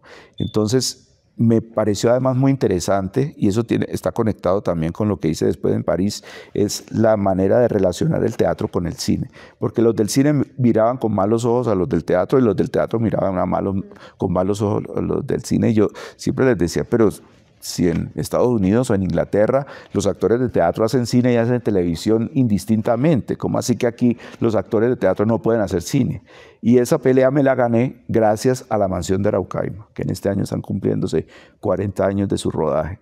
Por fortuna, esa película era una película de actores, porque era una película con pocos personajes, creo que eran 7 personajes, todos encerrados en una casa. Era una adaptación de un relato de Álvaro Mutis, y ahí yo trabajé en todo, como asistente de dirección de la película. Creo que ya tenía las herramientas y ya era lo suficientemente amigo de Mayolo como para estar ahí siendo su asistente durante todo el proceso. Y los actores, ahí estuvo Vicky Hernández, que había sido mi profesora de actuación cuando yo tenía 15 años en Cali, Alejandro Buenaventura, que había sido director de la Escuela de Teatro y también mi profesor en determinado momento. Es decir, casi todos venían del teatro. 2 actores brasileños que habían trabajado en teatro, cine y televisión. Luis Fernando Montoya, que había hecho teatro. Es decir, logré consolidar mis 2 oficios, y Mayolo, que fue muy generoso, me dejaba hacer cosas. Me decía, anda a dirigir, anda marcando esta escena mientras yo estoy terminando de filmar esta, como que me delegaba cosas, ¿no? Y eso para mí ya pues era motivo de orgullo, ¿no? Y ver esa película, yo veo que es una película que ha ganado mucho con el tiempo, y si me preguntan por clásicos del cine colombiano, yo siempre digo que La Mansión es una película también. Durante los mismos años, usted, como lo mencionábamos hace un momento, usted fue parte del Teatro de Caliwood, un espacio donde convergían artistas, distintos artistas, y se vivía una mezcla entre parche y creatividad. Caliwood no solo era un trabajo, sino también un lugar de experiencias personales, intensas entre fiestas y proyectos compartidos. ¿Cómo describiría el espíritu de ese movimiento y qué impacto tuvo esa combinación de trabajo y vida social en su visión del arte y la colaboración? Bueno, Caliwood en realidad era un chiste. Caliwood no era ni un lugar, ni era ni una política, ni nada. Caliwood era como en Francia se llamó la nueva ola, y como en Alemania se llamó el nuevo cine alemán, o en Inglaterra se llamó el free cinema. En Cali se llamaba el grupo de Cali, y entre nosotros mamábamos gallo llamándolo Caliwood. Pero eso era como un chiste privado que después se generalizó, y entre otras ahora hay un museo en Cali que se llama Caliwood, de un señor que patentó el nombre y nos robó el chiste. Pero eso era como una manera de mamar gallo, porque además éramos un grupo en el cual rumbear y trabajar era la misma cosa. Se rumbeaba trabajando y se trabajaba rumbeando. Entonces había como una especie de energía lúdica en esa época, que estas películas se hicieron de una manera muy feliz. Si yo tengo un recuerdo perfecto en la vida, es el recuerdo del grupo de Cali en los años 80, que fue una época complicadísima para el país y muy compleja. Sobre todo en el año 85 fue quizás el año más crítico en Colombia. Fue la época del Palacio de Justicia y Armero, y sucedían cosas espantosas, ¿no? Comenzaba el narcoterrorismo, y sin embargo nosotros estábamos felices haciendo películas. Y yo creo que era como una especie de manera de escaparse a todo este infierno, ¿no? Entonces, que si uno no podía hacer nada, pues lo mejor era hacer arte, responder con arte, responder a todo este horror a través de las actividades artísticas. Entonces, el grupo de Cali de alguna manera se concentró en consolidar un equipo y una ética para hacer cine en un momento en el cual todavía el cine se hacía en cine, se hacía en celuloide. Yo admiraba mucho el trabajo de Luis y de Mayolo, porque ellos eran como unos artesanos, fueron unos pioneros también en ese sentido, ¿no? De editar con moviola, eso ahora es impensable, ¿no? No existían los programas digitales, eso ni se pensaba, ¿no? No había sino teléfono y cosas muy manuales, que ahora pues ustedes son de una generación que ni siquiera conocieron al mundo sin internet, ¿no? Y sin celulares, ¿no? Entonces era otra manera de abordar el cine, y que de verdad era muy caro y muy complicado, ¿no? Y afortunadamente apareció Focine, que fue la primera empresa del Estado que patrocinó y produjo el cine, y que todo el mundo se quebró además, porque eso nunca recogía lo que costaba. Sí, claro. Ahora los modelos de producción del cine son mucho más amables, pero en ese momento, pues Luis Ospina se demoró entre Pura Sangre, que fue su primer largo, y Soplo de Vida, que fue su segundo largo de ficción, se demoró 18 años en sacar un segundo largo. Mientras tanto, apareció el video, y gracias al video él siguió haciendo sus cosas en video, pero el cine era impensable. Ahora, lo que pasa es que el cine en este momento, el cine y el video es una sola cosa, ¿no? Ya, pues el mundo digital ya se devoró todo y uno entra a una sala de proyección en una cinemateca o en una sala de cine y pues es un computador. Antes eran unos proyectores que eran unos mamotretos gigantes donde había unos rollos grandísimos. Eso era el cine, ¿no? El cine era una cosa que materialmente funcionaba de una manera muy distinta a como funciona ahora un oficio en el cual uno con un celular puede hacer un largometraje. Estamos hablando de una época en la cual pues, el más complicado y el más caro de los oficios era el del cine. Y creo que el hecho de poder hacer estas películas en estas circunstancias pues, fue un acto de alguna manera heroico. Y los que nos metimos ahí nos metimos de locos, ¿no? De apasionados, ¿no? Y que creo que en el arte, si no existe esos niveles de pasión, pues no se consiguen los resultados. Bueno, respecto un poco a su vida profesional, sabemos que usted ha trabajado como profesor en instituciones clave como la SAB, la Universidad Nacional y la Universidad Distrital, formando nuevas generaciones de artistas. ¿Cómo ha sido su experiencia como docente y de qué manera fusiona estas dos pasiones en su labor para inspirar a sus estudiantes? Bueno, mi labor docente empieza mucho antes, ¿no? Yo empecé desde Cali a ser profesor, pero formalmente yo empecé aquí en Bogotá en el año 88 en la Escuela Nacional de Arte Dramático, en la ENAD, que hoy ya no existe, que funcionó desde los años 50 hasta los años 90, y yo dicté clases ahí un par de años entre el 88 y el 90. Cuando volví de Europa, se acababa de fundar la Academia Superior de Artes de Bogotá, que después se convirtió en Facultad de Artes de la Universidad Distrital hasta el día de hoy. Y yo entré ahí en el año 93 y he entrado y salido, pero básicamente ese ha sido mi polo a tierra y donde he podido desarrollar muchísimas actividades y es una institución a la cual yo quiero muchísimo. Con la Universidad Nacional he tenido una relación a través de la maestría en escrituras creativas, donde he dictado cursos de escritura de guiones para cine desde hace como 10 años, más o menos, pero es una asignatura pequeña. Yo no he tenido, digamos, un proyecto a gran escala en la Nacional, sino en ese posgrado. Okay. Digamos que en la SAB sí, el proyecto ha sido mucho más grande, incluso fui coordinador del programa de artes escénicas durante 6 años, incluido el año de la pandemia, o los años de la pandemia, que fueron todo un desafío, o que fue todo un desafío. Para mí, el trabajo en la educación artística es una manera de crear por otros medios. O sea, yo creo que lo que más me interesa es aprender a enseñar una ética en el trabajo artístico, en facilitador de entusiasmos, en poder brindarle a la gente joven las herramientas para que sigan adelante con lo que uno les da y que lo potencien. Pero para mí es muy importante que lo potencien, no que se queden ahí o que se conformen o que se inventen disculpas políticas o religiosas o de corrección moral para hacer mal las cosas y no meterse a fondo. Y eso uno lo nota con los estudiantes también, cuáles son los que realmente van a marcar un destino o no. Hay unos que llegan, la tienen clara desde el comienzo y terminan a los 5 años y uno sabía que esos eran. Pero hay otros que no, hay otros que empiezan y la academia, uno dice, sí les sirvió, porque ese dilema y esa dicotomía que hay de si los artistas nacen o se hacen, yo creo que las dos cosas funcionan. Hay gente que no tiene las condiciones naturales, pero a base de esfuerzo lo consiguen, ¿ya? Pero en la SAP pasa una cosa, es que como es una universidad pública, popular, llega gente, muchísimos aspirantes, y Ahora menos, pero cuando yo empecé, que estaba anualizado, entraban cerca de 600 aspirantes para escoger 30.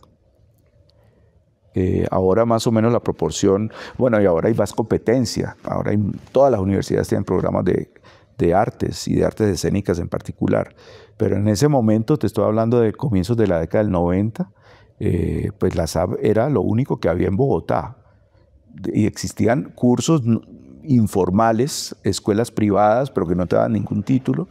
Y entonces, pues la SAB era muy apetecida. Ahora sigue siendo apetecida, pero compite con otras y ahora está semestralizada y digamos que las dinámicas han cambiado y es una facultad de la distrital, antes no era facultad de la distrital. Entonces, pues eso también determina para bien y para mal, o no para mal, sino como que es más problemática la relación entre lo artístico y la burocracia universitaria que con mucha frecuencia no combina. Otra de sus obras, usted realizó el documental El Teatro La Candelaria, Recreación Colectiva, un homenaje a este espacio fundamental del teatro colombiano. ¿Qué lo motivó a realizar dicho documental y qué aportes considera haber logrado dar a la cultura teatral colombiana? Bueno, yo considero que el Teatro La Candelaria, donde estamos en el día de hoy, es la institución teatral más importante de la historia del teatro colombiano. Y sobre todo, pero todos ellos han sido mis amigos, los de distintas generaciones, los quiero muchísimo, pero sobre todo por Santiago García, a quien admiré y quise muchísimo, tanto que mi libro ¿Qué pasó con Sequizano? Está dedicado a él. La Candelaria, desde mi adolescencia, me marcó y fue un parteaguas. Yo recuerdo cuando tenía 15 años y llegó la Candelaria a Cali con Guadalupe Años 50. Cuando Guadalupe Años 50 se presentó, eso fue como el rayo que tumbó del caballo ¿a quién fue? A San Pablo.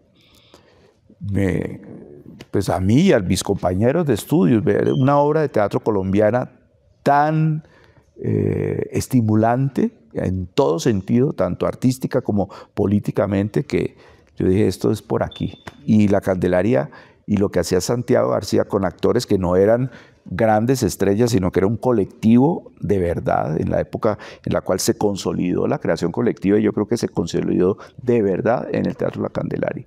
Y a lo largo de los años les seguí la pista, hasta que en el año 2006 se cumplieron 40 años de la Candelaria. Yo trabajaba en Señal Colombia en ese momento y le propuse a Señal Colombia que me dejaran hacer un documental sobre la Candelaria. Entonces, Señal Colombia lo produjo y lo hice un documental sobre esos 40 años. Y se emitió y bueno, tuvo su vida y tal. Cuando cumplió 50 años la Candelaria, en el 2010, esto fue en el 2006, en el 2016 cumplieron 50 años. La Candelaria me propuso que hiciera un documental. Les dije, pero yo ya hice uno. Me dijeron, no, pero es que tienes que hacer uno sobre los 50 y tú eres la persona indicada. Entonces lo que hice fue un documental entre el 2006 y el 2016 y luego uní todo y ese es el documental definitivo que se llama Recreación Colectiva, donde cuento toda la historia de la Candelaria, entre otras cosas porque las razones por las cuales he hecho documentales en mi vida es para averiguar cosas, tener un pretexto para averiguar cosas que quisiera saber y que no tenía el tiempo de averiguarlas.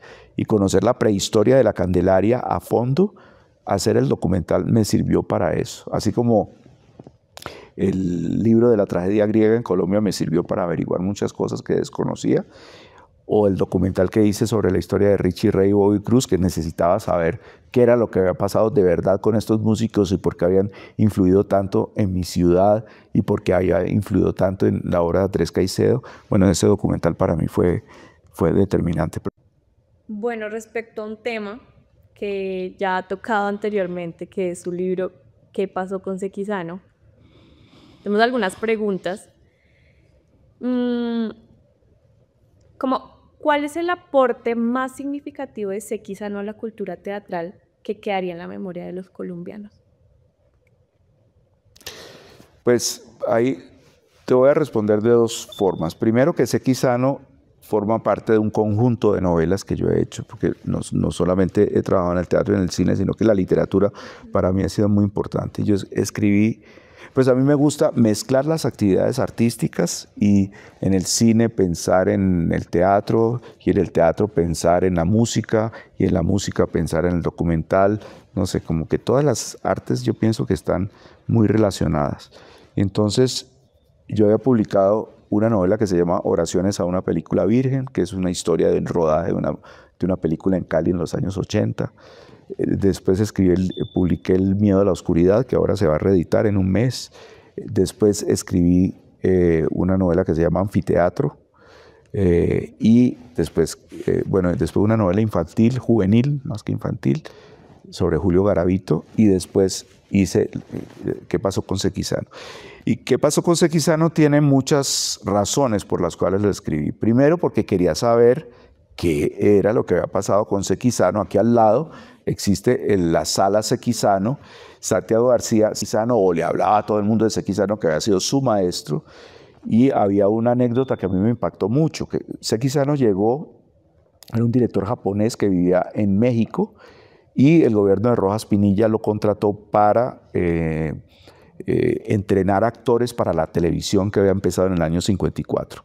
Y él llegó en el año 55, comenzó a formar gente para la televisión, y entre el grupo que formó llegó un joven de 28 años que se llamaba Santiago García, que había estudiado arquitectura en Europa y que trabajaba en una prestigiosa firma de arquitectos aquí en Bogotá, y vio ese aviso de que había un señor japonés que iba a enseñar teatro aquí, y desparchado que estaba, entró, se entrevistó con Sequizano. Sequizano le dijo: señor, ¿usted por qué está aquí? Y Santiago le dijo que le interesaba el teatro, que le interesaba el arte y quería saber un poco más sobre esto. Sequizano lo recibió, y al día siguiente Santiago renunció a su labor como arquitecto hasta que se murió a los 90 años. Es decir, dedicó 70 años de su vida solo a hacer teatro. Yo dije, ¿qué fue lo que le dijo Sequizano a Santiago para que tuviera una influencia tan profunda en una persona tan culta y tan apasionada por sus oficios como era Santiago García? Entonces, esa fue una razón. Segundo, porque en Internet empezó a regarse, a viralizarse, como se dice ahora, la leyenda, el rumor de que Bernardo Romero Lozano, mi tío, había sido el que había delatado a Sequizano para que lo expulsaran del país, porque Sequizano duró 3 meses en Bogotá y lo expulsaron por comunista. Entonces yo quería saber eso, de dónde venía y si era verdad, ¿no? Bueno, tienen que leer el libro, el cuento es muy largo, pero finalmente descubrí de dónde venía todo y cómo toda esa historia era falsa, ¿no? Pero eso me interesaba pues como por razones familiares y también de coincidencias, ¿no? Y en tercer lugar también me interesaba saber cuándo había empezado la relación de la izquierda con el teatro, de lo que ya hemos hablado aquí en esta conversación. Entonces, fundando estas cosas, y también para descubrir que este señor Sequizano solamente había estado 3 meses en Colombia, pero él vivió 61 años, y en esos 61 años hizo teatro en Japón, hizo teatro en la Unión Soviética, hizo teatro en Alemania, hizo teatro en Estados Unidos, hizo teatro en México durante 20 y pico de años, y por ahí en Colombia 2 mesecitos largos. Es decir, lo de Colombia fue lo menos importante de Sequizano. Sequizano era una figura enorme que aquí no se conocía. Ni siquiera los discípulos de Santiago García sabían realmente quién era Sequizano, porque no lo vivieron. Esto fue en el año 55. Y de ese grupo de estudiantes que tuvo Sequizano, que fueron casi 100 personas, prácticamente todos están muertos. Salvo queda un señor con el cual hablé, que había sido de esa camada de estudiantes de Sequizano. Pero realmente lo que pasó con él pues fue la continuación que sus discípulos desarrollaron. Fausto Cabrera fue otro que también se murió. Pero Fausto y Santiago creo que fueron los discípulos estrella de Sequizano y que continuaron su labor tanto en la política como en el teatro, porque todo hay que decirlo. Y si expulsaron a Sekizano por comunista en ese momento, sus razones en el régimen, porque evidentemente las relaciones de Sekizano con el comunismo fueron muy estrechas, ¿ya?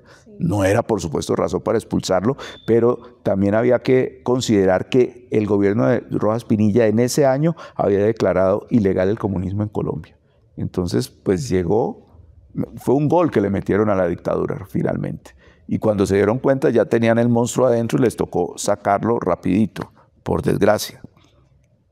Sí.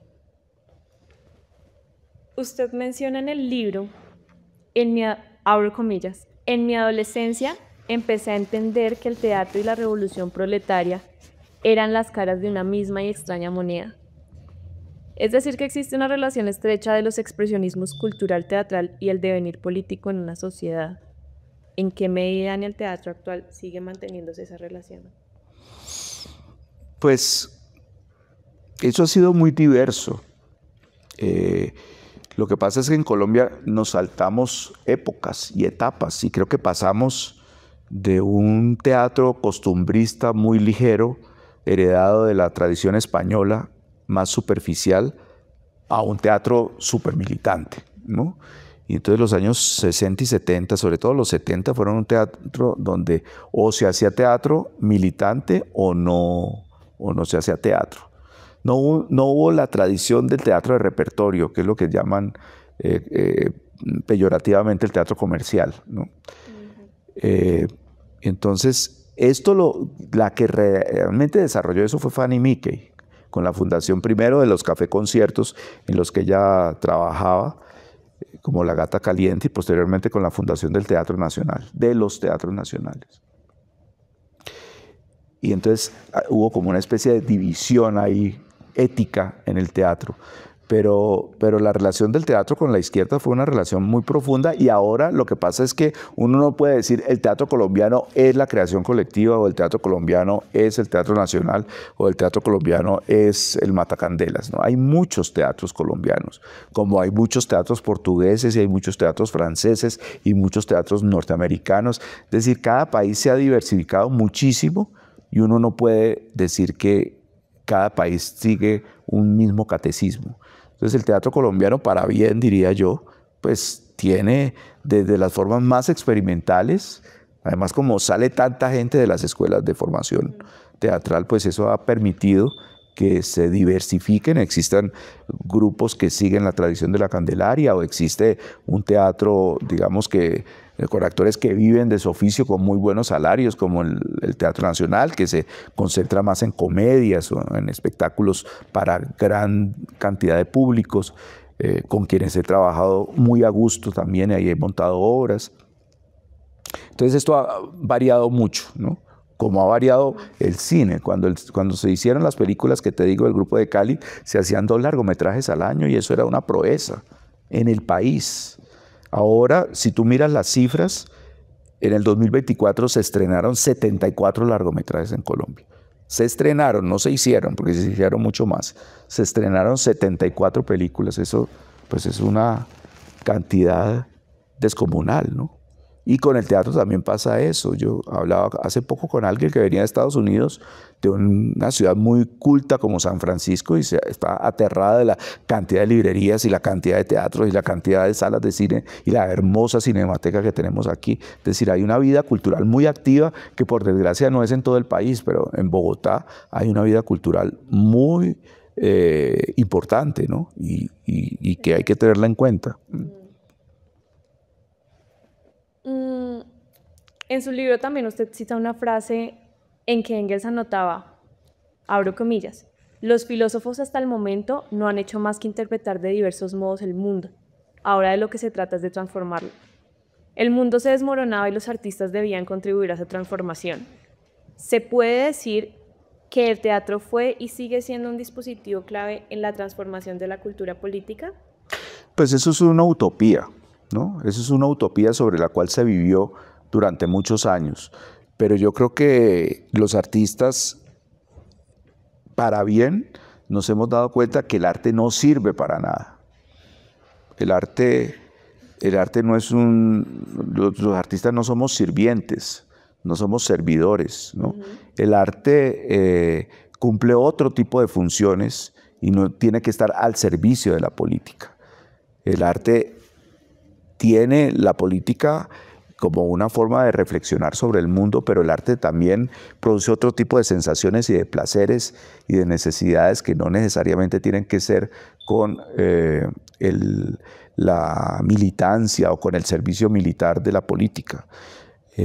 Creo que hay que diversificar muchísimo más y complejificar mucho más el arte, y creo que a veces nos volvemos un poco uterinos en Colombia, en la medida en que entre más uno puede conocer el mundo, menos estamos pendientes de él y pensamos que lo que pasa aquí en la política y en el arte, ese es el centro. No, yo creo que hay que nutrirse de lo que pasa en otras partes donde hay tradiciones artísticas mucho más ricas y mucho más de mucha más tradición, con mucho más tiempo y mucha más experiencia, y hay que aprender a nutrirse de ellas, ¿no? No solamente quedarnos en lo que se produce aquí localmente. Creo que con el arte tienen que suceder socialmente cosas que no solamente tienen que ver con el compromiso político, y eso evidentemente ha cambiado, ¿no?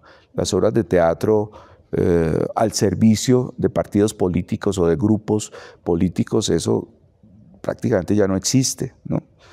Aunque hay grupos que les interesa hablar de temas políticos, pues volvamos al tema de la Candelaria, que es la casa que nos acoge. Es muy distinto una obra como Camilo, que la estrenaron en el 2016, a obras como Guadalupe años 50 en el año 75.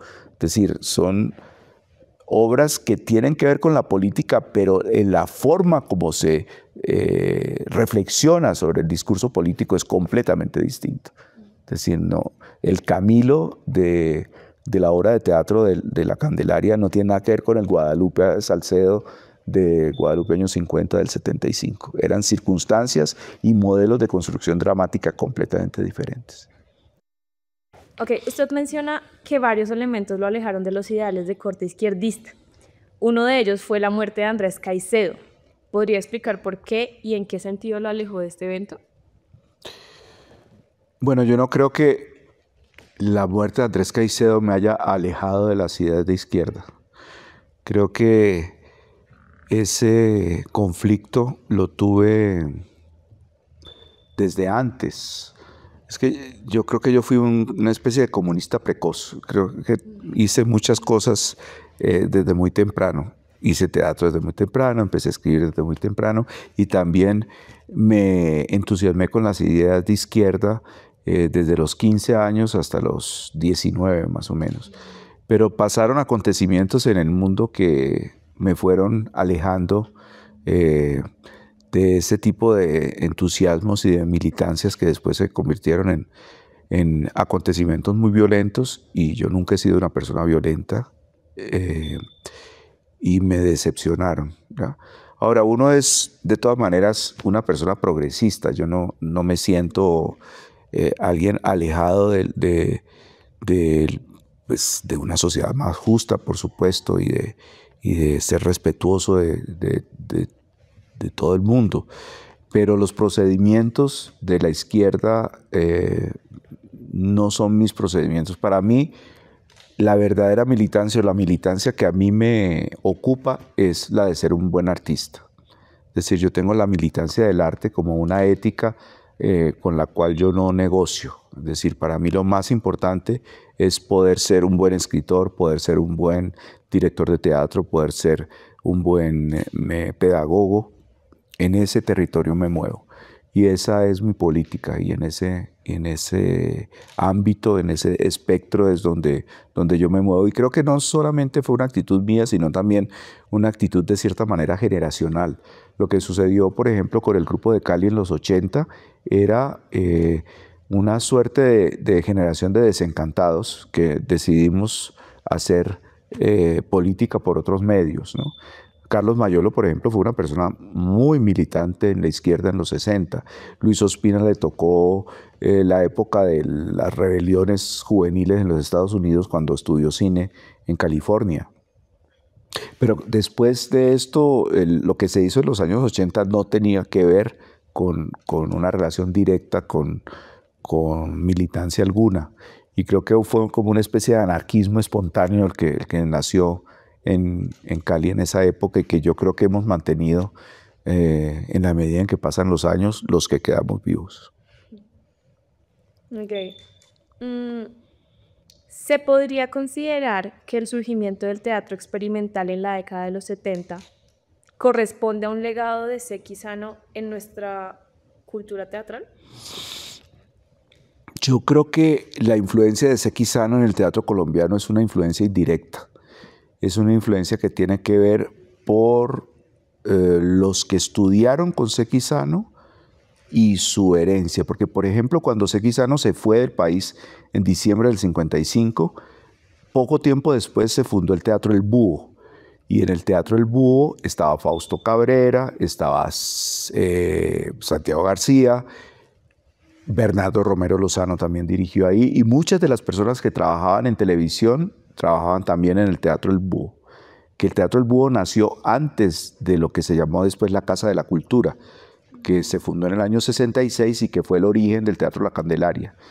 Entonces, estas personas que trabajaron o que estudiaron mejor con Sekizano continuaron con su obra, porque Sekizano no dejó libros escritos, él no dirigió en Colombia ningún montaje. En México sí. En México él vivió 20 y tantos años, entonces allá sí dirigió muchas obras y escribió no libros, pero sí artículos, ¿no? Y la generación de actores que se formó con Sekizano en México es enorme, ¿no? Que incluso en esta época hay, digamos, los nietos generacionales de Sekizano. Cuando estuve en México haciendo la investigación para mi novela, todavía quedaban algunos de los discípulos de Sekizano, pero estaban ya muy viejitos y ya se están muriendo los últimos que quedaban.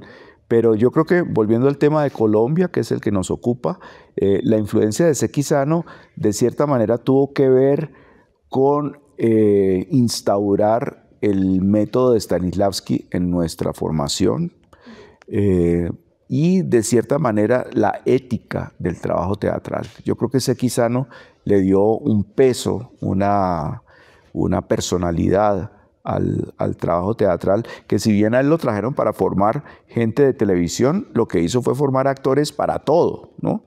Porque los que fueron discípulos de Sekizano han trabajado trabajaron en el teatro, en la televisión y en el cine y en la radio, ¿no?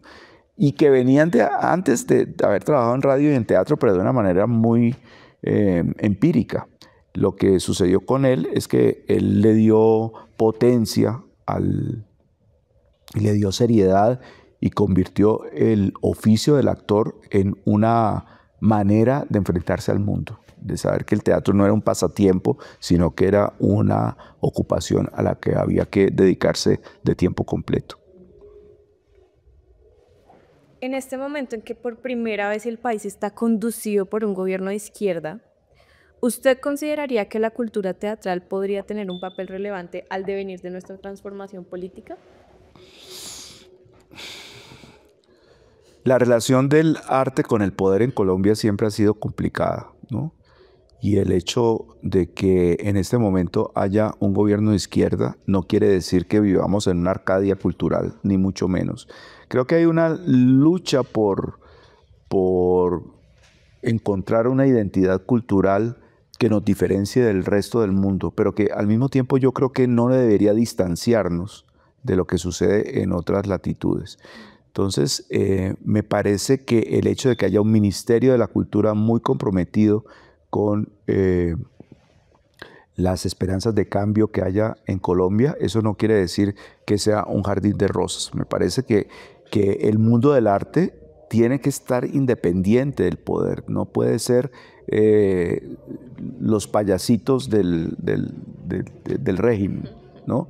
La actividad teatral y artística en general seria debe estar independiente y el gobierno debe, por supuesto, estimularla y estimular la creación para que exista justamente una sociedad plural y una sociedad diversa y una sociedad crítica y el arte ayuda en eso. Yo no sé qué tanto desde la mirada del gobierno esto se haya profundizado sobre ese aspecto, pero yo creo que alrededor del gremio de los artistas pues hay un entusiasmo por las transformaciones, pero también por crear una identidad crítica frente a su oficio. En términos generales, ¿cuáles considera que fueron los mayores aportes de Bernardo Romero Lozano a las artes escénicas en Colombia y de qué manera cree que su legado ha influido en su propio camino artístico? Yo, como te dije al comienzo de esta conversación, estoy escribiendo sobre ese tema desde hace mucho tiempo. Primero con qué pasó con Sequizano y ahora con una nueva novela que estoy trabajando y que espero no me tome tanto tiempo como el que no calculaba que me iba a tomar tanto tiempo. Pero Bernardo Romero Lozano, en la medida en que he ido investigando, es impresionante lo que él hizo. Y siempre me produjo una gran curiosidad, así como me produjo curiosidad saber qué fue lo que le dijo Sequizano a Santiago García, también yo me preguntaba por qué un señor de Buga en los años 40, autodidacta, llega a Bogotá y se convierte en el líder de la actividad artística en el entorno. Es decir, gracias a Bernardo nació el radioteatro, gracias a él comenzó a hacerse la actividad teatral de una manera seria en la Universidad Nacional.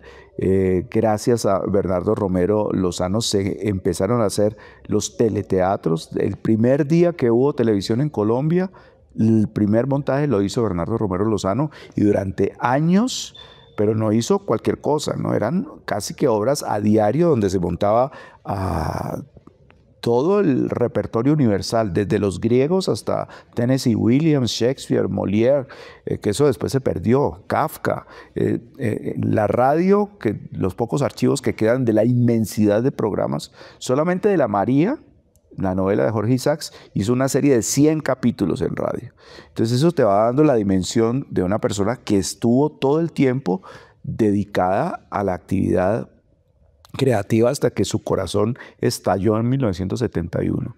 Entonces, a mí me ha producido una inmensa admiración y por eso me parecía un poco extraño que este señor estuviera comprometido con la delación de Sequizano, que como te dije, después descubrí que era simplemente un rumor de envidiosos, pero Bernardo Romero Lozano no puede ser como lo simplifican en el ciberespacio, donde más o menos nació en Buga y delató a Sequizano. Eso fue lo único que hizo en la vida. No. Es decir, él tiene una obra que por desgracia el teatro es una cosa efímera y la televisión era efímera porque no se grababa, todo se hacía en vivo.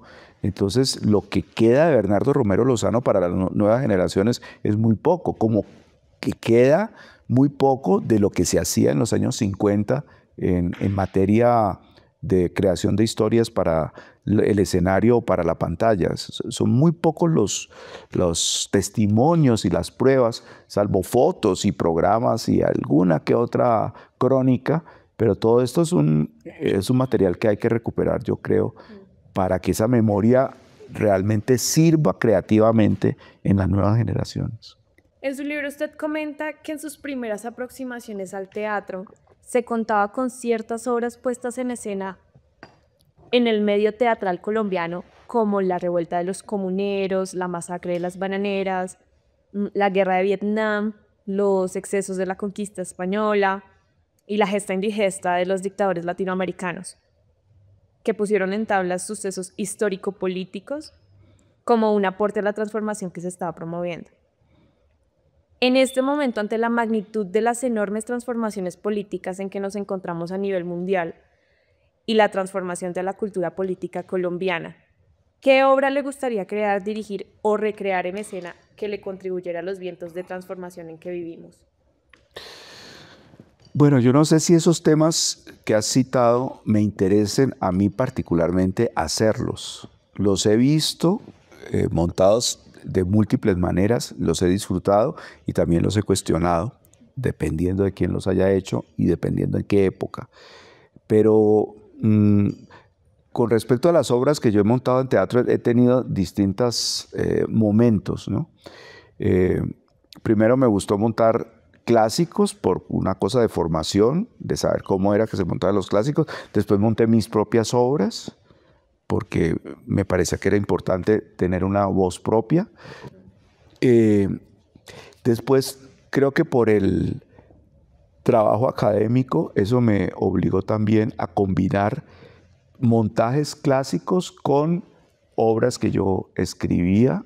En los años 90 monté muchas obras de mi propia dramaturgia, y en los últimos años he buscado teatralidades que nunca había explorado, como por ejemplo el teatro escandinavo. Hace 2 años monté 2 obras, una obra de Ibsen, El Pato Salvaje, y después monté Sonata de Espectros de Strindberg en la Casa del Teatro Nacional, porque descubrí que un director de cine como Ingmar Bergman, que es uno de mis directores de cabecera, no solamente había sido un inmenso director de cine que había hecho cerca de 60 largometrajes, sino que sobre todo había sido director de teatro y que había dirigido 120 obras de teatro. Y aquí nosotros no sabíamos nada de eso. Y descubrí que él, una obra como la Sonata de los Espectros de Strindberg, la había montado no una, sino 3 veces, ¿no?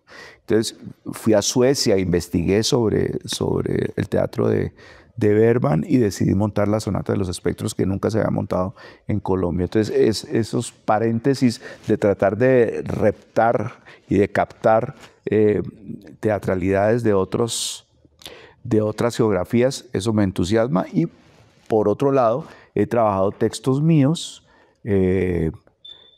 especialmente con la actriz Mayra Patiño, con la cual he hecho 3 monólogos que han resultado muy satisfactorios en la recepción con el público, especialmente los 2 últimos, que hicimos una obra que se llama Fascinación Mariana, que estuvimos 10 semanas en temporada en Casa de Borrero, y la más reciente que se llama Pola Ardiente, que todavía las mantenemos en repertorio.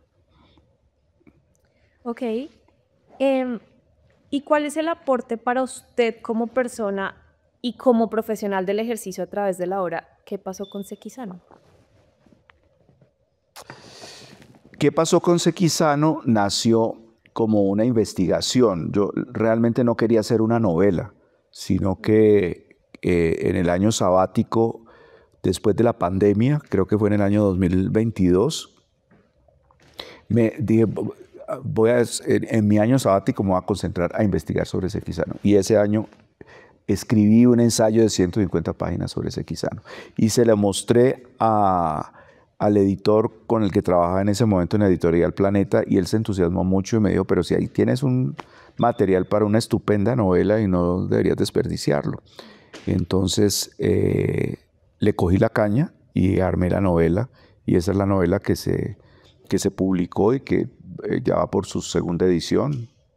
Y eso me ha llenado de satisfacción, porque yo pensé que ese era un libro de teatristas, un libro solamente para gente que se interesara por el mundo del teatro, pero ha sido muy bien recibido y me produce mucha satisfacción. Además que tiene una línea de continuidad de cierta manera, guardadas las proporciones, por supuesto, con libros como Volver la vista atrás de Juan Gabriel Vázquez, ¿no? Que son libros también de literatura de no ficción, ¿no? De literatura que se nutre de la historia y que reflexiona sobre los acontecimientos políticos en relación con el arte, que eso siempre pues, es un tema que, como ya te dije, me ha entusiasmado de manera especial. Ok, bueno, y por último, un consejo para motivar a nuevas generaciones que se quieren dedicar al arte teatral y a la producción académica. Bueno, yo creo que en el mundo del arte uno no debe dar consejos.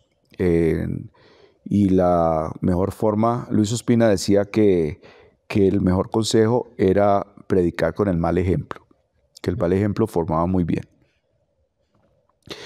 Pero si algo hay que decirlo, y no puedo traicionar mi vocación de pedagogo, si algo hay que decir es que uno debe tener, si se va a dedicar al arte, una dedicación total. Esto es una actividad para siempre, en el cual a uno se le va la vida, y uno debe tener una ética y sobre todo rigor en el trabajo.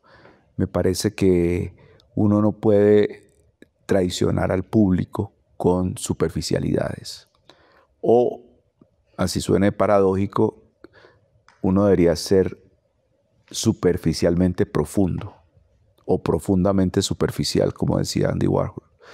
Entonces me parece que uno tiene que conocer a fondo el oficio en el cual se mueve y conocer todas las herramientas de la mejor manera posible para transmitir entusiasmos en el público. Porque si hay algo difícil en el arte, es el público. El público es un ente impredecible. Uno no sabe qué es el público. Eso es un espectro que está allá, al cual hay que seducir de las maneras más extrañas, y el público reacciona de las formas más insólitas posibles. Si uno supiera cómo es que se hace una película que le va a gustar a todo el mundo, pues uno aplicaría la fórmula, y lo mismo con el teatro. No se sabe ni siquiera con uno mismo. Uno puede montar 40 obras de teatro, pero cada obra tiene su propia lógica, y cada obra es una aventura, y cada obra es un viaje a lo desconocido. O sea que yo no podría dar consejos generales, pero sí el de la dedicación, el de la ética y el del rigor. Perfecto. Muchas gracias, y Sandra, muchas gracias por concedernos esta entrevista. Ya hemos llegado al final. Esto ha sido un momento de aprendizaje para todos nosotros y para los amantes del teatro. Los burgueses recuerdan Placer. el hambre de sus padres y todo lo que hacen es comer. O te pones un traje y comes lo que quieras, o te dejas en desgracia caer. Si me escapo y me pierdo, evito mi destino. Seré un asaltante, una rata, un forastero, un prófugo famoso con fotos en la prensa, un ilusionista, un puto, un torero.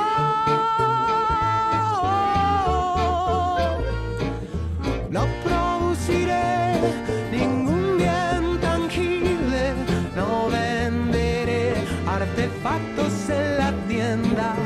No hay que